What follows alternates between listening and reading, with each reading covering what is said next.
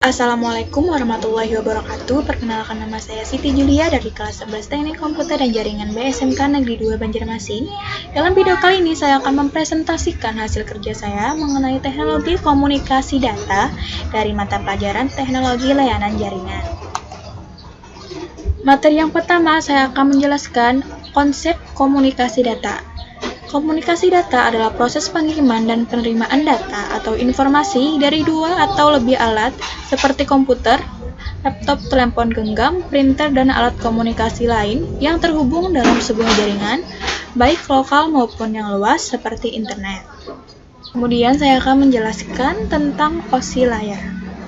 Open System Interconnection atau yang dikenal dengan OSI layer adalah sebuah konsep yang memungkinkan pertukaran informasi terjadi antara berbagai jenis sistem komunikasi komputer dengan menggunakan protokol standar.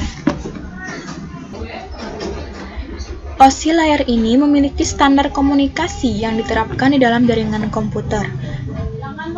Mode referensi OSI menggambarkan bagaimana informasi dari suatu software aplikasi di sebuah komputer berpindah melewati sebuah media jaringan ke suatu software aplikasi di komputer lain. Nah, OSI layer sendiri memiliki 7 lapisan layer. Itu ada application layer, presentation layer, session layer, transport layer, network layer, data link layer, dan physical layer. Yang pertama saya akan menjelaskan mengenai application layer beserta standarisasinya.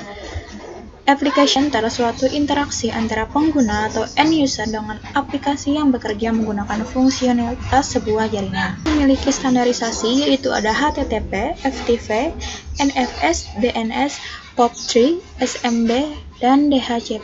Jadi HTTP atau Hypertext Transfer Protocol berfungsi untuk mentransfer dokumen dan web dalam sebuah web browser melalui www. HTTP juga merupakan protokol yang meminta dan menjawab antar klien dan server.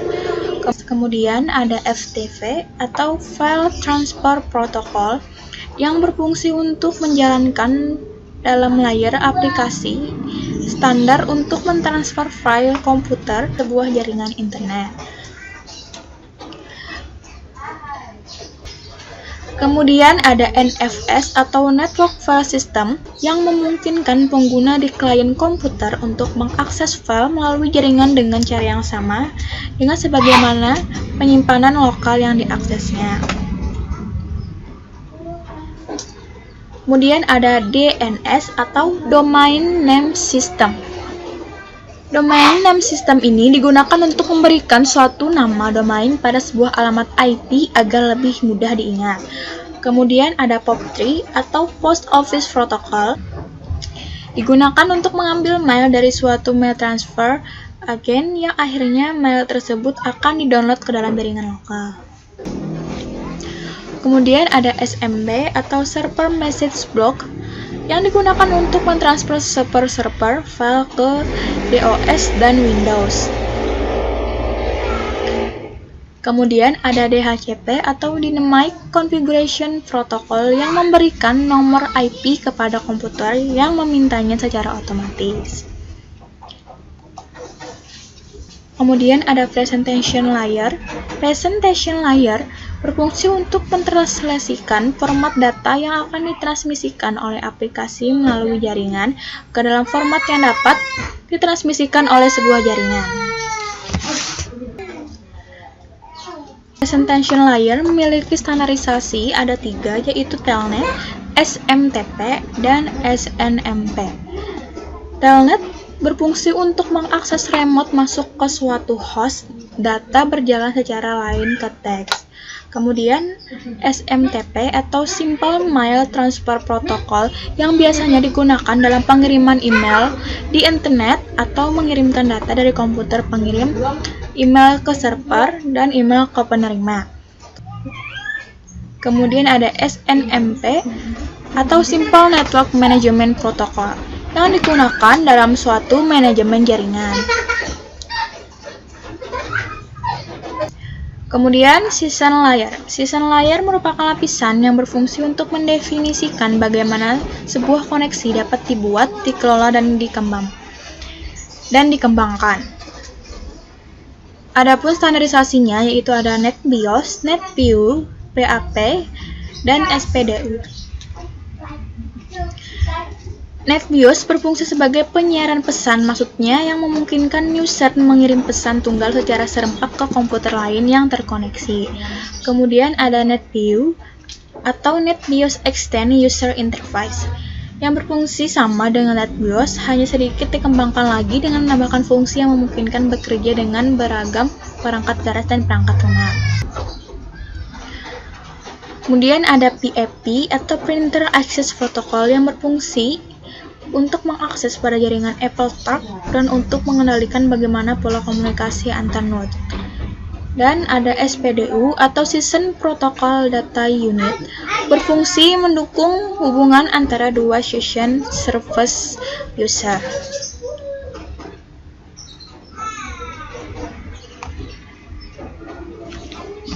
Ada Transport Layer.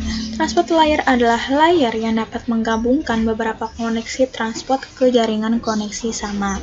Standarisasinya yaitu ada TCP sama UDP.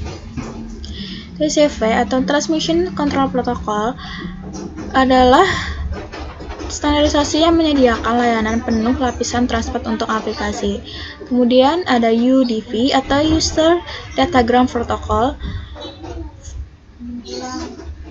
yang berfungsi untuk menambahkan alamat port, checksum error control, dan panjang informasi data pada layer di atasnya.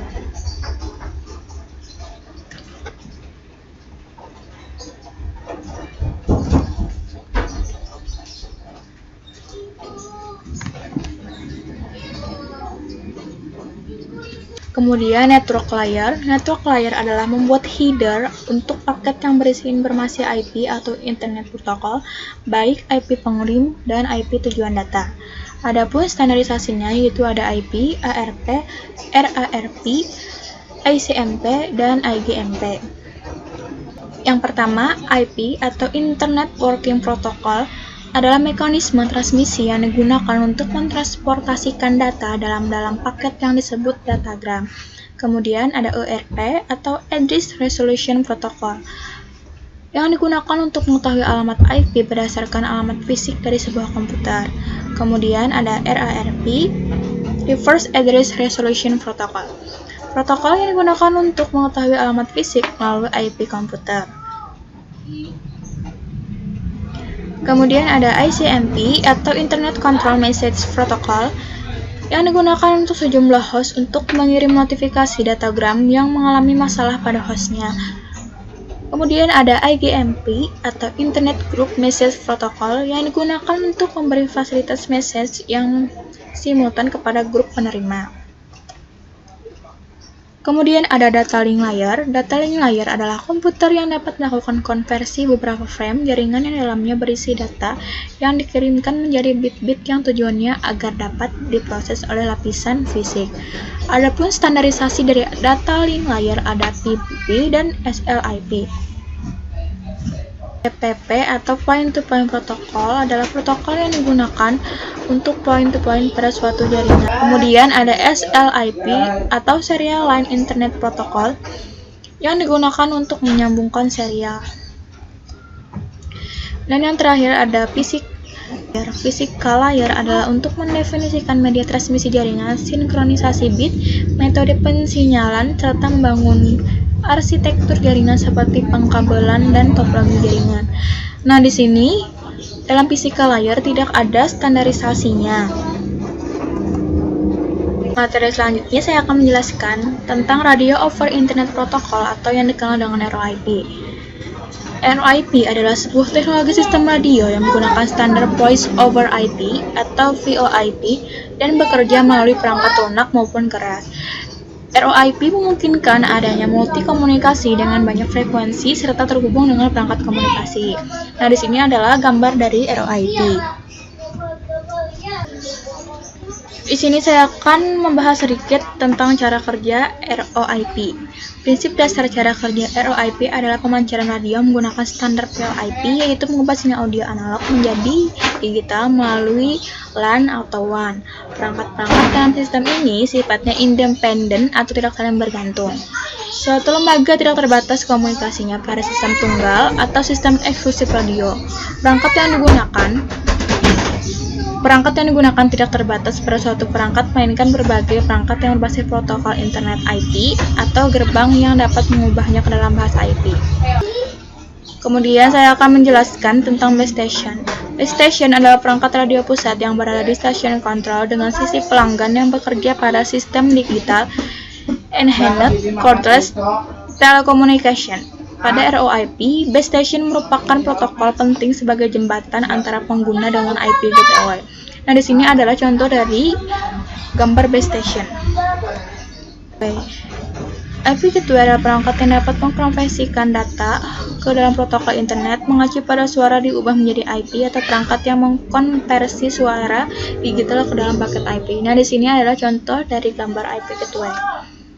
IP interface atau alamat antarmuka jaringan adalah elektronik dari bagian kabel jaringan yang terhubung pengontrol di sana atau di mana perangkat dan kabel juga terhubung. Selanjutnya ada repeater. Repeater merupakan perangkat yang berfungsi untuk menerima sinyal yang berisi data dalam suatu jaringan. Dengan menggunakan repeater, maka jangkauan jaringan akan luas. Nah, di sini adalah contoh dari gambar dari segi ekonomis, mengurangi biaya penyewaan saluran telepon untuk remote yang dikontrol base station dengan menggunakan standar koneksi internet yang telah dipasang di area tersebut. Dan keuntungan ROIP adalah aman digunakan dalam percakapan grup dengan koneksi antara radio dan bentuk komunikasi lainnya termasuk jaringan telepon maupun komputer. Media yang sifatnya kaya misalnya terdapat gambar dan peta yang dikirimkan dengan perangkat berbasis IP. Sekian presentasi dari saya, semoga bermanfaat. Terima kasih. Wassalamualaikum warahmatullahi wabarakatuh.